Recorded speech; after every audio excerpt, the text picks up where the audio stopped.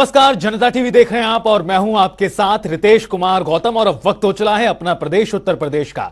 मुख्यमंत्री योगी आदित्यनाथ रामनगरी अयोध्या के दौरे पर हैं और आपको बता दें कि उन्होंने सबसे पहले हनुमानगढ़ी के दर्शन किए हैं, जिसके बाद मुख्यमंत्री योगी ने रामलला की पूजा की। मुख्यमंत्री आज राम मंदिर के निर्माण कार्यों का जायजा भी लेंगे। दो तस्वीरें आपको दिखा रहे हैं मुख्यमंत्री योगी आदित्यनाथ के अयोध्या के कार्यक्रम से जुड़ी हुई। सबसे पहले हनुमानगढ़ी के दर्शन किए, पूजा की और उसके बाद रामलला की पूजा अर्चना करते हुए दिखाई दे रहे हैं मुख्यमंत्री योगी आदित्यनाथ।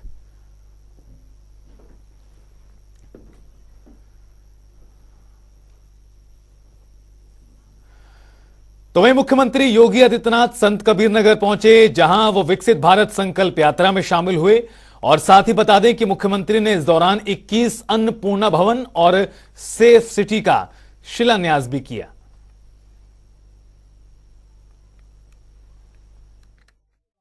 जानते हैं कि आजादी के अमृत महोत्सव के मुख्य महोत्सव को संबोधित करते हुए प्रधानमंत्री मोदी जी ने हर देशवासियों से पंच प्रण का संकल्प लेने का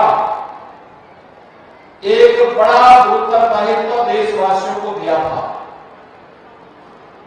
ये पंच प्रण की संकल्पना को व्यवहारिक धरातल पर उतारने के लिए ये विकसित भारत संकल्प यात्रा पूरे देश के अंदर हर ग्राम पंचायत में, हर नगर निकाय में केंद्र सरकार की, राज्य सरकारों की योजनाओं को जन जन तक पहुंचाने और जिन लोगों को लाभ मिला है वे अपनी सफलतम कहानी को अपनी जवानी के माध्यम से लोगों के सामने कहेंगे। जिनको नहीं मिला है वे लोग अपना फॉर्म भरेंगे और उनको भी जो पात्रता की श्रेणी में आते हैं समयबद्ध तरीके से हम लाभान्वित करके उनके जीवन में खुशहाली लाने का कार्य कर सकेंगे।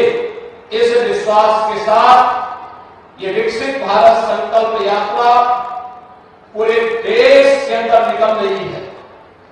भाइयों बहनों, 15 नवंबर से यात्रा प्रारंभ हुई थी और 15 नवंबर से प्रारंभ होकर के इस यात्रा में प्रारंभ में उत्तर प्रदेश में लखीमपुर खीरी और सोनभद्र इन दो जनपदों में यात्रा चली और आज उत्तर प्रदेश के अंदर 536 वीडियो वैन जो मोदी गारंटी वैन है, यह वीडियो वैन प्रतिदिन दो कार्यक्रम करते हुए 1072 स्थानों पर कार्यक्रम करते हुए व्यापक जन जागरण के कार्यक्रम लाभार्थियों के साथ जोड़ते हुए कार्यक्रमों को करते हुए विकसित भारत की संकल्पना को आगे बढ़ाने का अपना योगदान दे रही है। मुख्यमंत्री योगी आदित्यनाथ आज संत कबीर नगर जिले के बघौली विकासखंड क्षेत्र के करौता गांव पे दौरे पे थे। आपको बता दें कि जनसभा को संबोधित करते हुए उन्होंने तमाम सरकार की चलाई जा रही जन कल्याणकारी योजनाओं के बारे में उन्होंने जानकारी दी और लोगों से बातचीत करते हुए उन्होंने सबकी स्थिति को जाना है। उन्होंने साफ तरीके से ये मैसेज दिया है कि सरकार की जन कल्याणकारी योजनाओं का लाभ प्रत्येक लाभार्थी को मिल रहा है और विकसित भारत संकल्प यात्रा प्रत्येक गाँव में पहुंचकर लोगों की स्थिति को जान रही है और जो लाभार्थी छूटे हैं उनके नामांकन जो है चिन्हित किए जा रहे हैं। और साफ तरीके से उन्होंने कहा है कि 2024 में हर लाभार्थियों को उनका लाभ मिलेगा और उन्होंने जो है यहाँ पे जो लाभार्थी पहुंचे थे उनकी जुबानी सुनते हुए तमाम जो है सरकार की जन कल्याणकारी योजनाओं से जो लोग लाभान्वित हुए हैं उन्होंने प्रशस्ति पत्र देकर उन्होंने सम्मानित किया है और उनका हौसला बढ़ाया है। साथ ही साथ मुख्यमंत्री योगी आदित्यनाथ ने यह भी कहा है कि जो योजना के लाभार्थी जो अभी तक लाभ जिन्हें मिल चुका है वो दूसरों को भी प्रेरित करें जिससे उन्हें योजना का लाभ मिल सके। साफ तरीके से उन्होंने ये मैसेज दिया है कि सरकार की जन कल्याणकारी योजनाओं का लाभ हर किसी को मिल रहा है, जो व्यक्ति पात्र हैं और जो छूटे हैं उन्हें हर लोगों तक जो है सरकार की योजना का लाभ मिलेगा और आखिरी पौधान तक पहुंचाएगा। मिथिलेश कुमार धुरिया, जनता टीवी, संत कबीर नगर। तो वहीं राज्यपाल आनंदीबेन पटेल चित्रकूट के 2 दिवसीय दौरे पर हैं और आपको बता दें कि इस कड़ी में उन्होंने धार्मिक नगरी में भगवान कामतानाथ मंदिर में दर्शन कर पूजा की।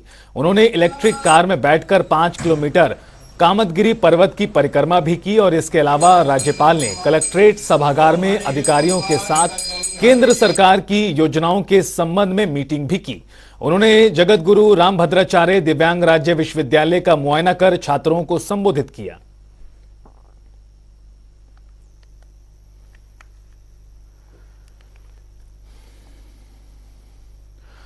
तो वहीं बसपा सुप्रीमो मायावती ने आज प्रेस वार्ता को संबोधित किया और इस दौरान उन्होंने कहा कि इंडिया गठबंधन में बीएसपी सहित जो अन्य पार्टियां शामिल नहीं हैं, उनके बारे में किसी को भी बेफुजुल बात या कोई टीका टिप्पणी नहीं करना चाहिए। इनसे अलायंस के नेताओं को बचना चाहिए, यही मेरी उनको सलाह है। और क्या कुछ कहा उन्होंने, आइए आपको सुनाते हैं। इसके अलावा विपक्ष के गठबंधन में बीएसपी सहित अन्य जो भी पार्टियां शामिल नहीं हैं, बीएसपी सहित अन्य जो भी विपक्षी पार्टियां शामिल नहीं हैं, तो उनके बारे में किसी को भी बेफजूल कोई भी टीका टिप्पणी करना उचित नहीं है तथा इससे इनको बचना चाहिए। मेरी इनको यही सलाह भी है, क्योंकि भविष्य में देश व जनहित में कब किसको किसी की भी जरूरत पड़ जाए, ये कुछ भी कहा नहीं जा सकता है।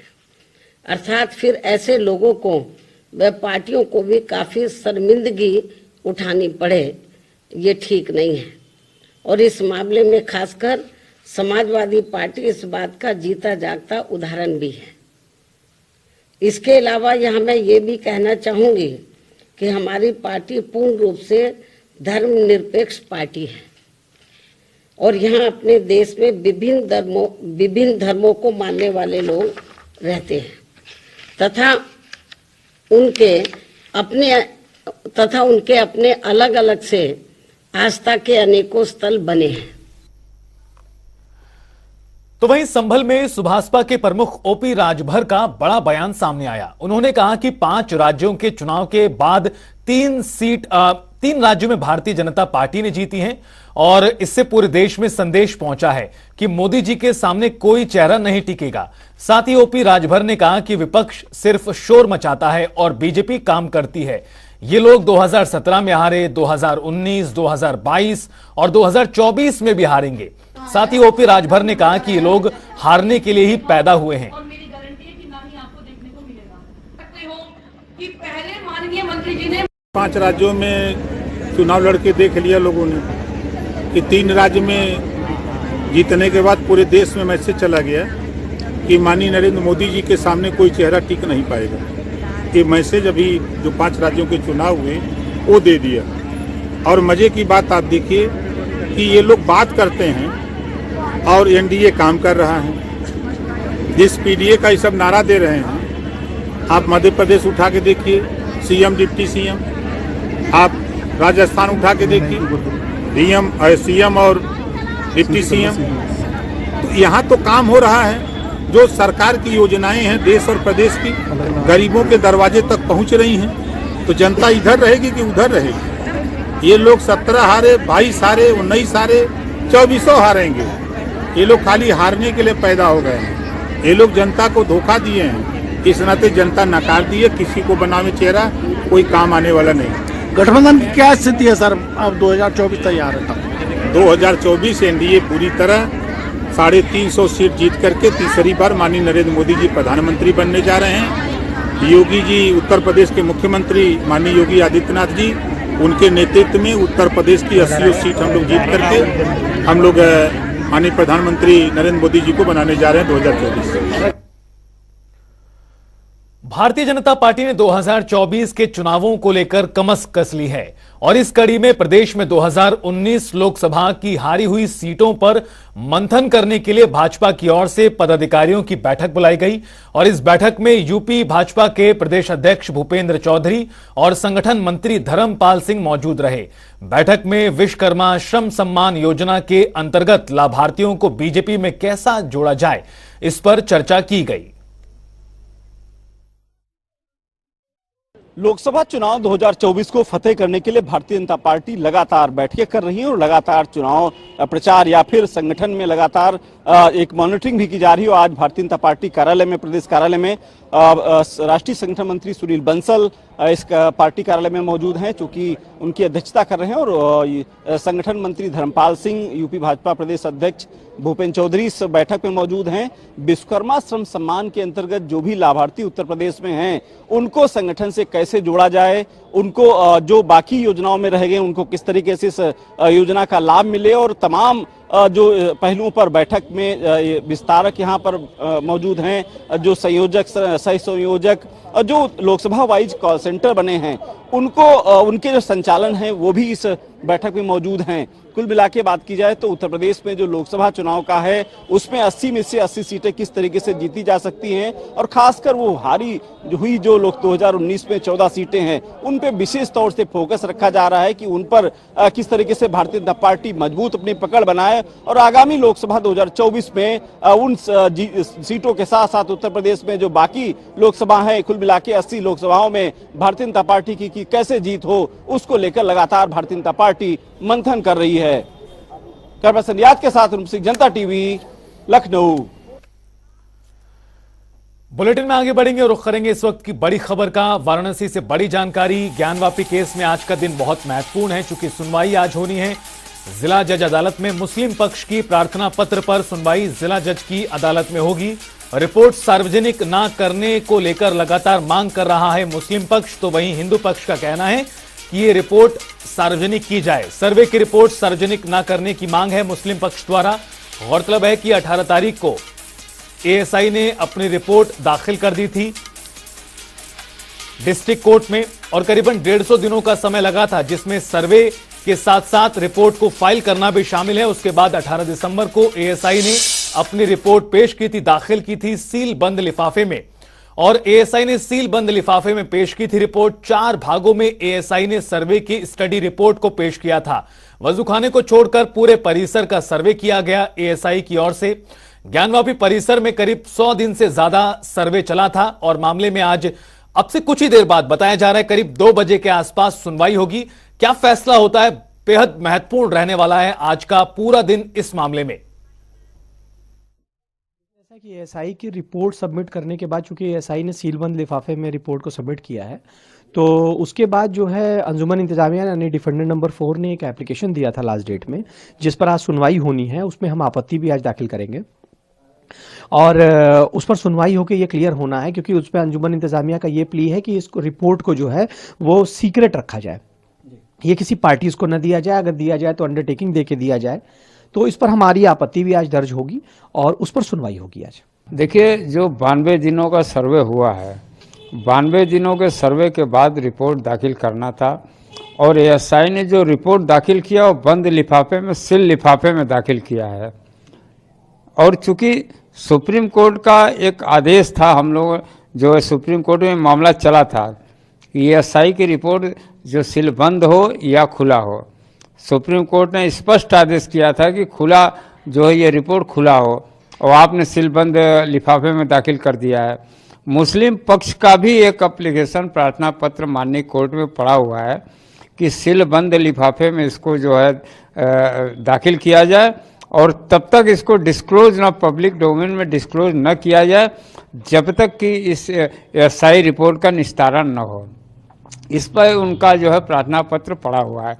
उनका कहना था कि अगर कोई पक्षकार या अधिवक्ता जो है अगर इसको जो है प्रति जो इसकी नकल अगर लेता है तो उनसे एफिडेविट लिया जाए कि पब्लिक डोमेन में इसको जो है तब तक नहीं लाएंगे जब तक निस्तारण न हो।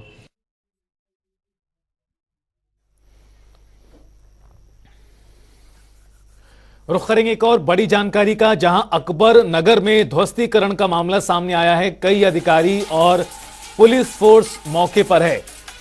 अकबर नगर से इस वक्त की बड़ी खबर, कई अधिकारी पुलिस फोर्स मौके पर मौजूद है। बताया जा रहा है करीब 2700 मकान ढहाने के लिए पहुंची है बड़ी टीम। पुलिस और लोगों के बीच झड़प भी हुई। कई नेता विरोध में प्रदर्शन कर रहे हैं इस कार्रवाई के खिलाफ। 2700 मकानों को ध्वस्तीकरण करने का ये पूरा मामला है। तस्वीरें देखिए, बड़ी संख्या में पुलिस फोर्स की मौजूदगी है। कई अधिकारी मौके पर मौजूद हैं इस कार्रवाई को लेकर। करीब 2700 मकान हैं ढहाने के लिए पहुंची है जो टीम है, और ऐसे में बताया जा रहा है कि पुलिस और स्थानीय लोगों के बीच में झड़प की खबर भी है। कई नेता इस घटना को लेकर विरोध कर रहे हैं, इस कार्रवाई का विरोध कर रहे हैं। लखनऊ से इस वक्त की बड़ी खबर, तस्वीरें देखिए। बताया जा रहा है 2700 मकान हैं जिनको ढाया जाना है। हालांकि इस मामले को लेकर अपडेट्स आ रहे हैं कि स्थानीय लोगों और पुलिस प्रशासन के बीच झड़प हुई है और जो नेता हैं वो विरोध कर रहे हैं। लेकिन ये तस्वीरें देखिए, बड़ी संख्या में पुलिस मौजूद है। पुलिस के साथ साथ फोर्स की मौजूदगी भी है, क्योंकि बड़े स्तर पर मकानों को ढाया जाना है। 2700 मकान ढाने के लिए पहुंची है ये पूरी टीम।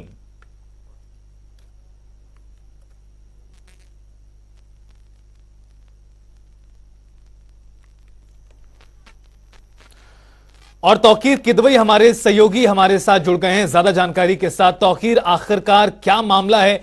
बताया जा रहा है 2700 मकान हैं जिन्हें ढाया जाना है, लेकिन जो ताजा जानकारी आ रही है वो कह रही है कि पुलिस और स्थानीय लोगों में झड़प भी हुई है। जी बिल्कुल, देखिए ये तस्वीरें जहां मैं खड़ा हुआ तो ये वही अकबरपुर है जहां पर करीब 2700 से मकान है जिसको धराशायी करने के लिए सरकार की तरफ से प्रयास किया जा रहा है, क्योंकि उनका कहना है कि यहाँ पर एक बड़ी परियोजना लाई जाएगी। लेकिन आप तस्वीरों में देखिए कुछ देर के लिए यहाँ पर काम ठहरा है, जेसीबी को थोड़ा सा विराम दिया गया है बसा, क्योंकि आज ही कोर्ट में इस मामले की सुनवाई होनी थी। फैसला आना था कि आखिर इन मकानों को राहत मिलती है जो यहाँ के लोग रहने वाले हैं, या फिर इस जो ध्वस्तीकरण की कार्रवाई है वो जारी रहेगी। फिलहाल लखनऊ विकास प्राधिकरण के अधिकारी हो, चाहे वो लखनऊ की पुलिस फोर्स हो, यहाँ पे भारी तादाद में लगाई गई थी और कुछ झड़प भी यहाँ पे आम लोगों से हुई है, क्योंकि लगातार इस बात की कोशिश की जा रही है कि यहाँ पर आम लोगों के साथ समन्वय करके इस पूरे मामले को निपटाया जाए। यहाँ के जो रहने वाले लोग हैं उनसे ये कहा गया कि उनको मकान है वो दिए जाएंगे, अलग जो आवास है जो प्रधानमंत्री आवास योजना के तहत जो बनाए गए थे उनको ये मकान दिए जाएंगे ताकि उनको यहाँ से पुनर्वास कराया जा सके। लेकिन जो तस्वीरें हैं वो आप देखेंगे कि यहाँ के लोगों के बीच आक्रोश है और लगातार जो दुकानदार है खासकर उनसे कहा जा रहा है कि वो अपनी दुकानें खाली कर लें। आप देखेंगे तस्वीरों में कि सभी दुकानदार जो है वो अपनी दुकानें खाली कर रहे हैं ताकि यहाँ पर जो ध्वस्तीकरण की कार्रवाई है वो किया सके। लेकिन सबसे बड़ा सवाल है कि ये जो आप पूरी एक पट्टी सामने देख रहे हैं, बड़े बड़े शोरूम, इसके पीछे एक बहुत बड़ी आबादी है। करीब 2700 ऐसे मकान हैं जो 50 साल 60 साल से लोग यहाँ पर रह रहे हैं। उनका कहना है कि एक लंबे समय से वो रह रहे हैं, उनके कागजात पूरे हैं और यहाँ पर जो चाहे बिजली का बिल हो, चाहे वो नगर निगम के टैक्सेशन की बात हो, वो लगातार इस तरह की जो टैक्सेशन है वो भी कर रहे हैं। लेकिन अब ध्वस्तीकरण की कार्रवाई को लेकर एक आक्रोश भी देखने को मिल रहा है। पुलिस प्रयास कर रही है कि उनके साथ बातचीत करके इस पूरे मामले को निपटाया जाए, लेकिन जो लखनऊ विकास प्राधिकरण के अधिकारी हैं वो यहाँ पर जमे हुए हैं और फिलहाल थोड़ी देर में ही अभी जो जजमेंट है वो आएगा, यानी कि जो कोर्ट में सुनवाई है उसको लेकर जरूर अभी फैसला आना है कि वहां से कोर्ट से किस तरह की राहत मिलती है। लेकिन तौकीर, जिस तरह से हम आपको भी देख पा रहे हैं और साथ साथ इन तस्वीरों के माध्यम से दिखाई दे रहा है, बड़ी संख्या में पुलिस की तैनाती है, फोर्स की तैनाती है, यानी यहाँ पर तैयारियां तो पूरी कर ली गई हैं ध्वस्तीकरण कार्रवाई को लेकर। लेकिन अकबर नगर जो इलाका बताया जा रहा है, इसको लेकर क्या जानकारी, कितना पुराना है, जो लोग रह रहे हैं उनका क्या मानना है और इस पूरे मामले में समन्वय आखिरकार किस तरह से बनेगा, इसको लेकर क्या तैयारी है और क्या यहाँ पर कवायद दिखाई दे रही है? देखिए, मैंने आपको बताया कि एक उस छोर से अगर आप देखना शुरू करेंगे तो वहां से लगातार जो ये शोरूम्स हैं ये बहुत लंबे अरसे से बने हुए हैं और यहाँ पर फर्नीचर का एक बड़ा कारोबार होता है। इसके अलावा पीछे इसके बस्ती है, लेकिन सामने ये जो आपको ओवरब्रिज दिख रहा है, इसी ओवरब्रिज के नीचे एक नाला है जिसे कुकरेल नाला के नाम से कहा जाता है और यहाँ पर पहले ये इस बात की कवायद थी कि यहाँ पर जो लखनऊ जू है उसको शिफ्ट किया जाएगा, फिर परियोजना लाने की बात की गई, फिर ये हुआ कि नाले के किनारे एक परियोजना लाई जाएगी। लेकिन इसी के चलते लखनऊ विकास प्राधिकरण कह रहा है कि ये लैंड जो है उसको हम खाली कराएंगे क्योंकि ये लखनऊ विकास प्राधिकरण के अधीन है। लेकिन यहाँ के जो लोग हैं वो निवासी हैं, उनका कहना है कि वो करीब 60 साल 70 साल से रह रहे हैं, यानी कि जो यहाँ पर जो लोग रहने वाले हैं उनका कहना है कि लखनऊ विकास प्राधिकरण से इसका कोई दूर तक वास्ता भी नहीं था, तब से वो इस लैंड पर है और लखनऊ विकास प्राधिकरण में उन लोग अपनी बात करने गए थे। देखिए, लखनऊ जो विकास प्राधिकरण वीसी हैं ये हमारे साथ जुड़ गए हैं। सर, किस तरह की कार्रवाई आज की जा रही है? अभी कोई नहीं बताया, क्या कोर्ट में भी कुछ बातचीत चल रही है इसी बारे में? अभी मैं थोड़ी देर बाद बात करूंगा। देखिए, लखनऊ विकास प्राधिकरण के वीसी हैं इंद्रमणि त्रिपाठी जी, वो भी यहाँ पर मौजूद हैं और बातचीत की जो आपने बात की वो कोशिश की जा रही है कि यहाँ पर जो आम लोग हैं उनसे सबसे बातचीत करके इस पूरे मामले को निस्तारित किया जाए। बिल्कुल तौकीर, नजरें लगातार बनाए रखिए, आगे भी आपसे इस मामले को लेकर अपडेट लेते रहेंगे। फिलहाल आपका बहुत शुक्रिया इस तमाम जानकारी और बातचीत के लिए। आपको बता दें कि मामला फिलहाल कोर्ट में है और यही कारण है कि अभी फिलहाल कार्रवाई को लेकर कोई भी कुछ बोलने को तैयार नहीं है। फिलहाल इस बुलेटिन में इतना ही। वक्त तो चला छोटे से ब्रेक का, आप देखते रहिए जनता टीवी।